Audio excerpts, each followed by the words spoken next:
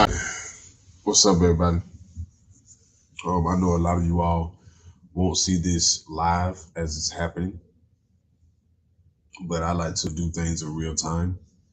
When it's on my mind, when it's on my heart, when it's on my spirit. Today I had a big, big event. One of the biggest events that I planned for, individually hosted by myself ever. First one ever. A lot of preparation went into this collective parts as far as people, organization, and finances went into this. The first time this event was supposed to happen was about 2 weeks ago. It got canceled due to a winter storm in Atlanta. So I had to pivot, and I had to take a date that I kind of didn't want because I wanted to do on a Sunday instead of Saturday because those are the days that I'm usually the freest myself.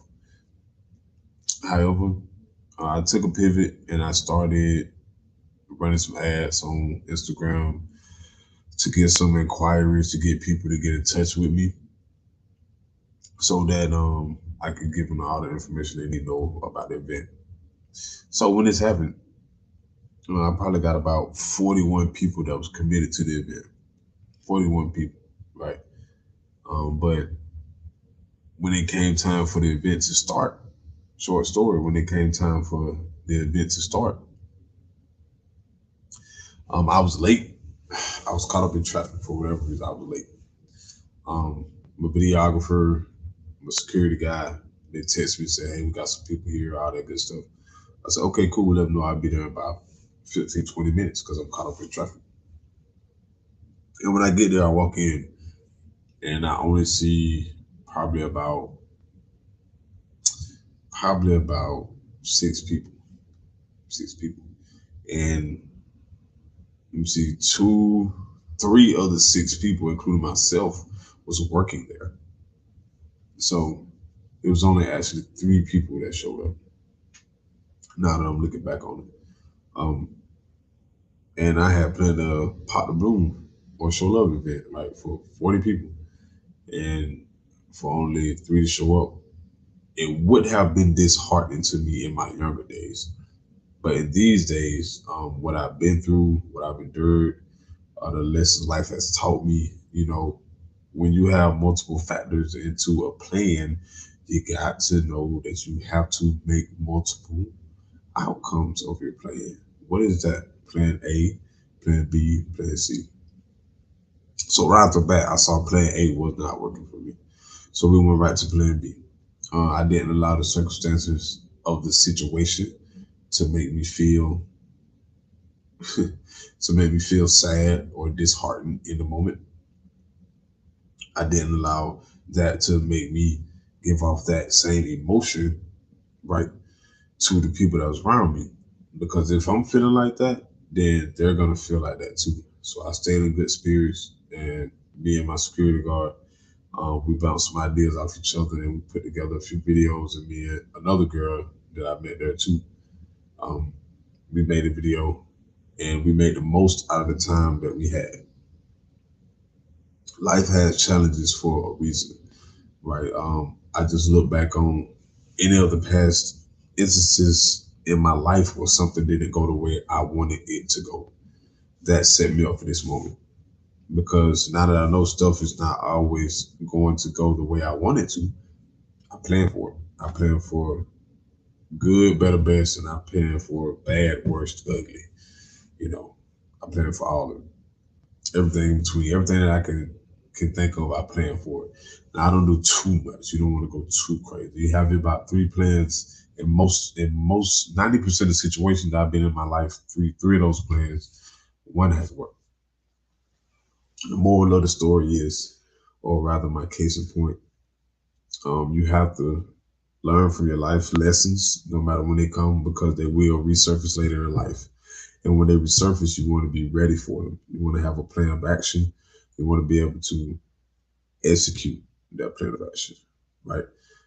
Not just for yourself, but for the people around you. Imagine you hosting an event.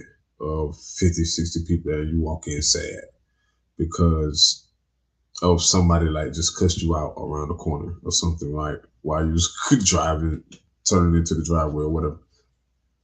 All of those people are going to feel that too. They're going to feel that same emotion that you're feeling. So you got to learn from that in that moment, correct it, come up with a plan, redirect it, and go. Right.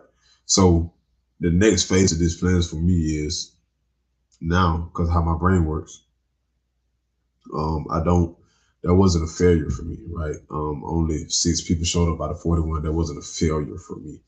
That was a lesson. So now I'm going to, as my friend told me, I'm going to get into the analytics of it. I'm going to contact as many people as I can, and I'm going to find out why they didn't come. And I'm not going to press them. I'm just going to ask them, hey, why didn't you come? I'm going to take a different approach and say, hey, man, we had a good time. Really missed you.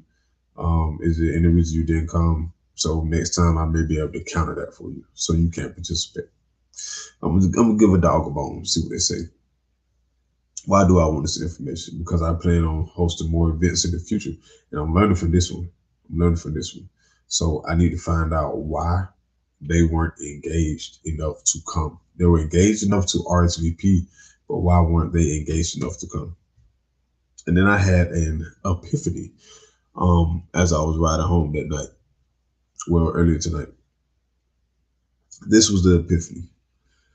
Everyone that everyone that came to the event, I had a personal connection with them, a genuine personal connection with them, some kind of way, right? We at the least had conversation weeks in advance, maybe a month in advance. And then light bulb went off in my head. I said, wow, I got him. You don't think about those, you don't think about every aspect of it when you're in the heat of the moment. Well, I gotta make connections with these people. They don't know me. That's why they didn't come. They don't know me. They don't know what I'm about. They don't know what I'm about to present. Anything. They like the idea and they like the fact, and it's something that they really want to do. But do they know me? Do they know who I am? They don't. Do they know what I'm really about? No, they don't, and that's okay. So what I'm gonna do tomorrow and Monday, and the day after, I'm gonna be reaching out to people and seeing why they didn't come, so I can counter that, so I can learn from this lesson and then add on to it. Now I got layers. Now I got layers of armor, right? I got layers of armor. Now it's going to be hard to penetrate it. I'm going to add to it and I'm going to keep on going to the next one. So by the time we do this again and I come out the lab like Goku coming out the hyperbolic time chamber, if that's the right way to say it, I'm going to be ready for war. And the ball will be in my court, because I'm gonna reach out to the people. I'm gonna close the gaps that I could not close today, and it's something that's gonna be on my mind for a while. But here's the thing: here's what I want you to do. I want you to do this. Learn from the lesson. Build on it. Learn from that lesson. Build on it. Learn from that lesson. Build on it. That way, when it resurfaces and it's time to execute it, it's just second nature to you. You don't even think about it, you just go. I didn't even think about it today until after the fact. I just went because I was already ready for that to happen. I was ready for no one to show up at all. I was just gonna shoot it myself. I took my camera, I took 2 of my phones, I got my stand, my mics, everything. I took all my stuff, all my gear, all my equipment, just in case the videographer to show up. If security show up, it is what it is. We just wasn't gonna have security, that's a whole different thing. But make the most out of what you have. Learn from life lessons, build on top of it, go from it, execute it, execute it, execute it, because it's going to resurface. So that's my 2 cents. Y'all have a great night.